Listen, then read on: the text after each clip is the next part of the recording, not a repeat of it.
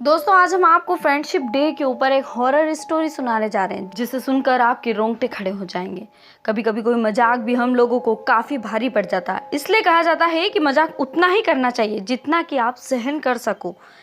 रीना और कामिनी अपने 3 दोस्त विशाल, जय और आदि, इन तीनों के साथ गोवा फ्रेंडशिप डे एंजॉय करने आई थी। आदि गोवा का ही रहने वाला था और यहाँ उसका एक विला था। लोग कहते हैं कि वो विला हॉन्टेड था, मगर आदि ने कुछ भी नहीं देखा था। सैटरडे को तीनों वहाँ पहुँच गए। वहाँ पांचों मिलकर पार्टी करने वाले थे और सैटरडे और संडे को वो लोग गोवा में बहुत घूमे, फिर एंजॉय किया। फ्रेंडशिप डे की नाइट को वो लोग पार्टी करने अपनी विला में वापस आ गए। विशाल और जय ने शराब निकाली। रीना और कामिनी वहीं बैठकर बात करने लगी। तभी जय दौड़ता हुआ आया और बोला, आदि के घर के तहखाने में कोई है, मैंने घुर्राने की ओर चलने की आवाज़ सुनी। आदि कहता है कि क्या बकवास कर रहे हो, मेरे घर में तो तहखाना ही नहीं है। तब रीना कहती है, गाइस चलो चलकर उस तहखाने को देखते हैं, और सब तैयार हो जाते हैं। आदि उन लोगों के आगे चलता है और उन सबको लेकर तहखाने में जाता है। अंदर जाके सब चिल्लाने लगते हैं, हेलो कोई है यहाँ, भूत जी या फिर डायन या फिर चुड़ैल। आदि कहता है, अरे यार कोई नहीं, यहाँ वापस चलो। तभी अचानक से तहखाने से बाहर जाने का दरवाजा बंद हो जाता है। तहखाने के कोने के अंधेरे में से किसी के जोर से घुर्राने की आवाज आती है।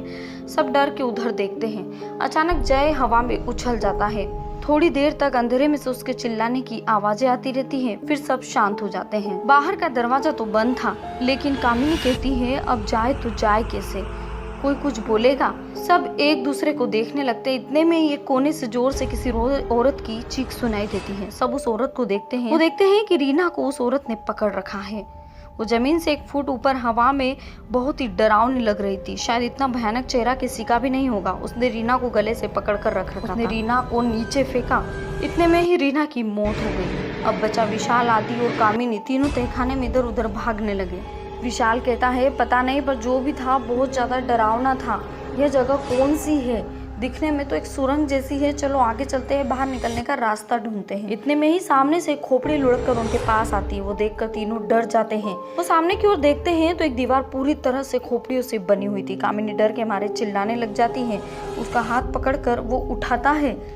आदि उसको उसका हाथ पकड़कर उठाता है। तीनों फिर से आगे की ओर भागने लगते हैं और थकान की वजह से वो थोड़ी देर रुकते हैं। कामिनी कहती है, विशाल कहाँ है। ये देखकर आदि जोर से चिल्लाता है, विशाल विशाल, मगर उसकी आवाज उस गुफा में गूंज कर रह जाती है। थोड़ी देर बाद चारों ओर शांति फैल जाती है और इन दोनों के सामने जमीन पर घसीटते हुए दूर अंधेरे में विशाल चला जाता है। कामिनी और आदि उसके पीछे भागते हैं। कामिनी की चीख निकल जाती है। वो लोग देखते हैं विशाल दीवार पर लटका हुआ है। इन दोनों की ओर देखकर वो जोर से चीख मारता है और एक अजीब सी आवाज में कहता है, सब मरेंगे, और हंसता है। फिर से कहता है, कोई नहीं बचेगा, सब मरेंगे, और वो फिर नीचे गिर जाता है। आदि देखता है तो वह भी मर चुका होता है। दोनों की आंखों में आंसू निकल जाते हैं। एक एक करके उनके सारे दोस्त मर चुके हैं, वो दोनों ही बचे। बाजू में कमरे से रीना ठीक ठाक सही सलामत तो सीधे कामिनी के पास आकर कहती है, हैप्पी फ्रेंडशिप डे, और जोर जोर से हंसने लगती है। कामिनी उसे देख के रोने लग जाती है कि तभी उसके दोस्त जो मर चुके थे वो उठकर जोर जोर से हंसने लगते हैं। सबको एकदम ठीक ठाक जिंदा देखकर कामिनी को बहुत अजीब सा फील होता है, मगर थोड़ी देर बाद सब मिलकर जोर जोर से हंसने लगते हैं और हंसते हंसते उसके हाथ पे कुल्हाड़ी आ जाती है। कुल्हाड़ी से उन चारों को एक एक करके वो मार देती है।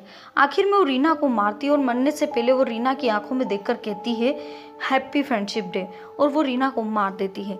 कहा जाता है कि तब से उस घर के आसपास हर फ्रेंडशिप डे पर एक लड़की घूमती हुई नजर आती है। लोग उसे डायन कहते हैं। कोई भी इंसान उस घर के नजदीक नहीं जाता। इंसानों में उस घर को लेकर अजीब सा डर है। रोजाना दिल दहला देने वाली घटनाओं को देखने के लिए हमारे चैनल को अभी सब्सक्राइब कीजिए।